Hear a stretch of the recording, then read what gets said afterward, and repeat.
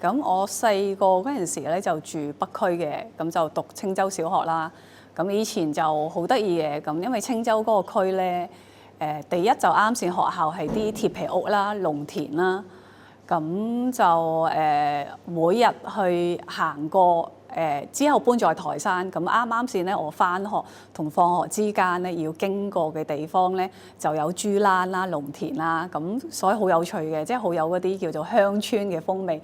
咁當然我鄉下更加鄉村啦，咁但係鄉下嘅記憶就比較少，同埋即係喺度嘅時間比較少啦。咁所以就以前。即係講緊80年代嘅澳門就好得意咯，同埋去青洲山嗰度又係嘅，好荒蕪，以前乜都冇嘅。咁我哋可能啱先學踩單車嗰陣時咧，又會去嗰頭去踩，因為就係比較安靜同冇人咁樣。青洲啊、鴨涌河啊嗰啲地方咯，咁就好快，即係80年代尾啊、90年代咧就開始起好多高樓大廈啦。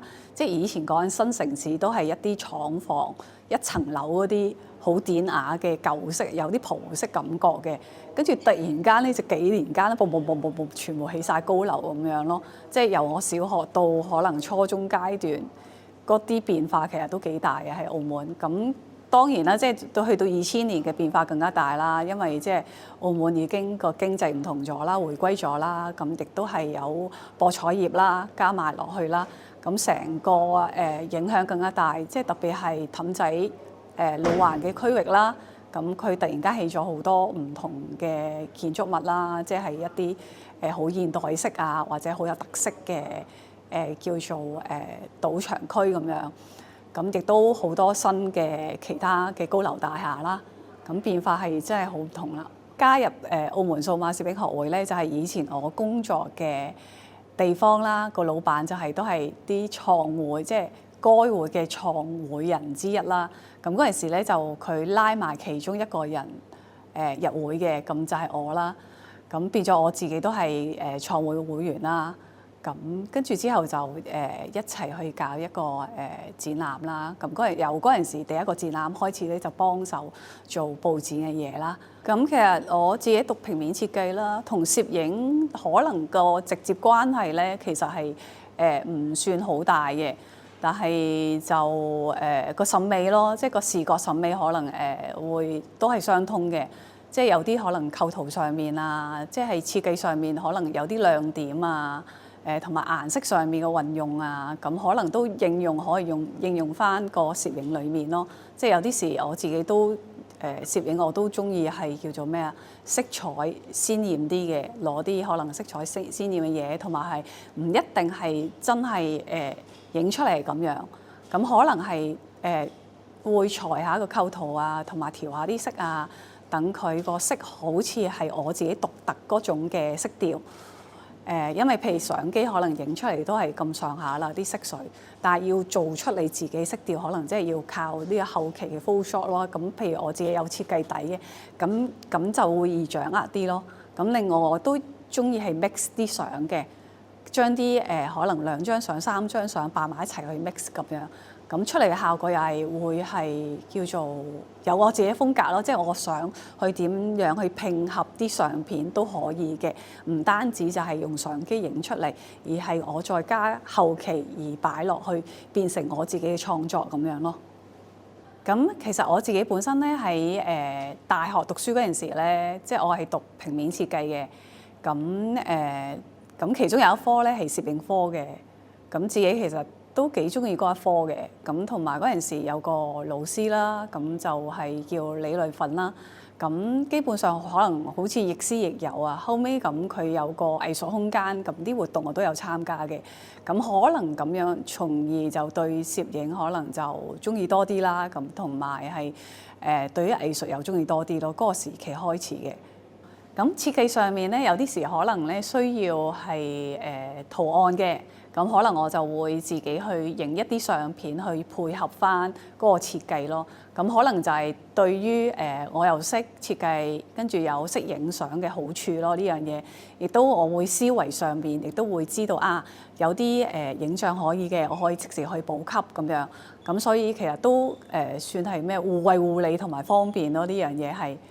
咁至於譬如而家新時代啦，即係呢幾年 AI 就叫做係好創新，同埋即係應用得幾廣泛啦。咁影像方面亦都好大影響啦，即係因為佢可以好容易就係成像啊，成一啲虛擬嘅成像。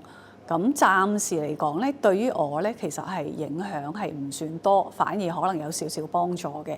咁譬如可能有啲相片，我係攞翻嚟係比較細嘅圖像，咁有啲 AI 就可以咧令到佢煲大佢，而可能係仲清過我以前喺 Photoshop 放大嘅。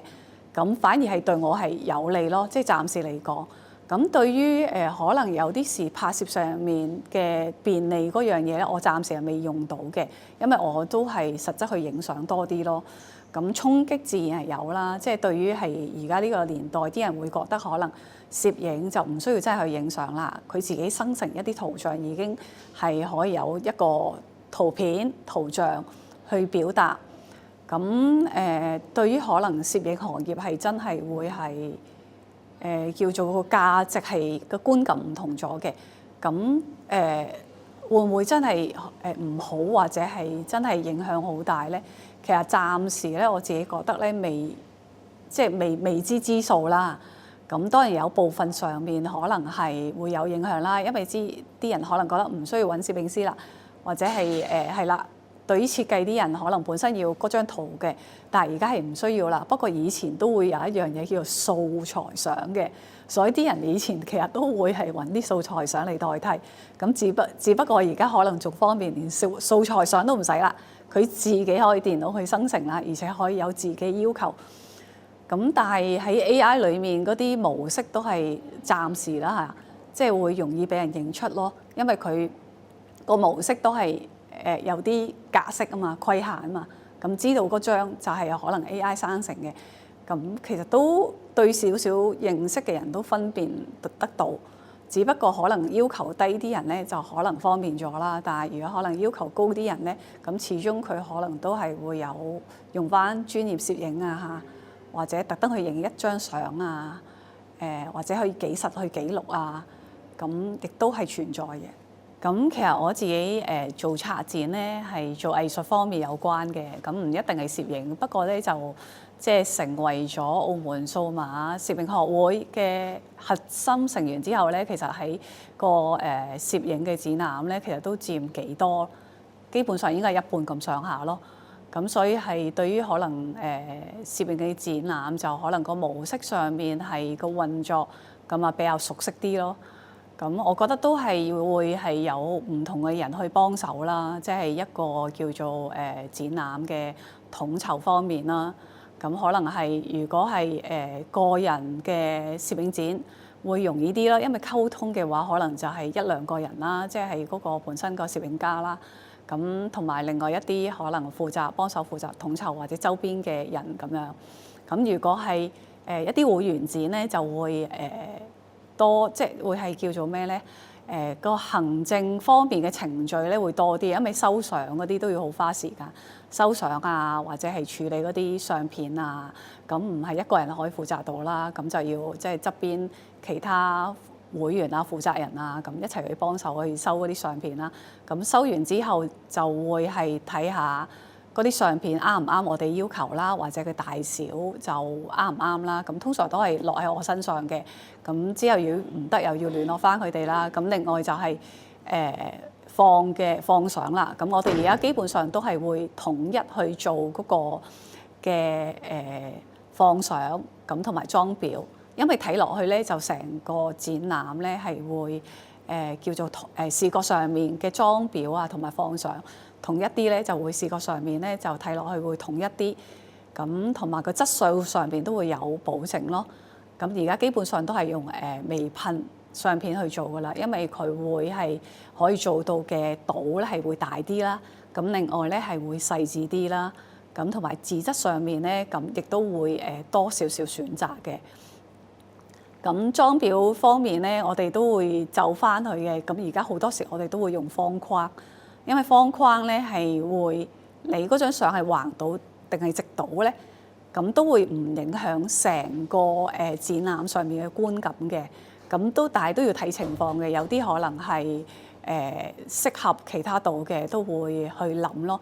咁每一次咧都會因應翻嗰個展覽係咩主題，咁就係會微噴啲咩作品啦，或者紙質啦。咁個框亦都會考慮翻究竟嗰隻框款係啱唔啱嗰次嘅展覽咯。咁喺展場上嘅佈置咧，咁就好大，好重要就係睇嗰個場地啦。咁有啲時啲場地咧係條件所限啊。咁所以唔可以就話係整咁多嘢，或者掛一啲嘢，或者直接係黐喺個牆壁度嘅。咁就要因應翻每個場地而去配合翻點整啦，或者好似我哋成日做嘅路舊嘅場地就係用磁石啦。咁或者今次 M8呢個場地啦，咁佢就可以容許可能黐嘅，咁我哋就會黐。咁就比起可能純粹掛嗰啲就會好睇啲，因為會比較貼牆咯。咁亦都佢可以靈活啲，可以係有啲空間可以喺上面吊嘢嘅，咁亦都可以咁樣裝飾令到個場地係好似豐富啲咯，即係有好多唔同嘅視覺去睇啦。咁亦都係可以將啲相放大，咁吸引第一視覺吸引人哋去睇啊！原來有個空間有啲咁嘅圖片喎，跟住再帶人哋去睇啲細緻位，就係每一張相片係啦。咁其實喺我策展之中咧，其實都有好多好有趣嘅展覽嘅。咁其中一個咧就係內港社區小誌。咁我哋嗰個活動咧係一啲即係好多都係啲同街坊啊，同其他社區即係同內港啲社區咧一齊去做咁樣嘅。咁其中有一個咧有一部分啦，咁就係一個攝影展嚟嘅。咁就係下環街光復圍嗰度做嘅。咁我哋就即係嗰笪地方係屬於內港嘅地方啦，所以我哋揀咗嗰笪地方。咁同埋光復圍係又好有特色嘅，佢係啲仲下環仲保存到2層嘅屋仔嘅舊樓咁樣啦。咁但係啲原居民已經搬晒出去啦。我哋嗰陣時，即係我哋做展覽嗰陣時。咁但係咧，即係我哋有個攝影師，佢就喺啲居民未搬嗰陣時咧，就影低咗。咁覺得啊，啲相片好有特色喎。咁我哋可唔可以喺嗰個地方又剪翻嗰個相片咧？咁所以就我哋係問咗光復圍嘅負責人啦。咁佢哋問佢哋可唔可以我哋啲相片喺呢度展出啦？咁變咗係啲相片係戶外展出嘅。咁所以就我覺得係幾得意咯。我哋將啲相可能即係因為戶外咧個裝裱上面唔同啦，需要放大啲相片啦。咁亦都係即係要防水啦。咁有啲好大好大張嘅，咁我哋可能就係要裱一個好大塊嘅木板，咁就好似門咁大嘅，跟住再貼上去佢一啲比較當眼嘅戶外嘅牆壁咁樣咯。咁亦有啲咧就係用布嘅形式咧，咁掛喺度就代表可能即係以前可能呢度有晾衫或者掛嘢嘅感覺。咁所以嗰個形式上面咧就係因應翻佢個牆壁係可以點做，咁就嗰張相咁做翻唔同嘅 size 啦，或者唔同嘅物料嘅。咁有趣亦都係喺嗰笪地方剪翻以前仲有居民住嘅相片咯。所以我覺得嗰個展覽係幾有趣嘅。咁另外一個咧就係上一年我哋亦都喺 M8度舉行嘅歲月留影嘅展覽啦。咁因為嗰個攝影嘅概念咧，其實幾得意嘅，就係攞翻叫啲會員攞翻佢1999年即係回歸前嘅一張相片，咁就需要係有人物嘅。咁大部分人咧都係攞一啲紀念照啦，甚至係自己嘅相片啦。咁之後咧就係當年咧去翻同樣地方咧去影翻相嘅，咁會睇得出咧就係人物嘅轉變啦，因為都要有嗰個人喺度啊嘛。咁歲月上面可能係起碼差距25年啦，或以上啦，30年或者50年不止都唔定嘅。跟住環境上面嘅變化咯，所以就從相片之中咧係睇到係人物同埋環境周遭嘅變化啦。咁亦都叫佢用文字去解説啦。咁所以觀眾入到嚟咧，就一張相可以睇到好多嘢嘅。咁佢哋慢慢睇咧，其實嗰個展覽就可能嚟到可能睇成個鐘都會有嘅。咁喺展出嘅期間，我哋亦 set 咗一個打卡位。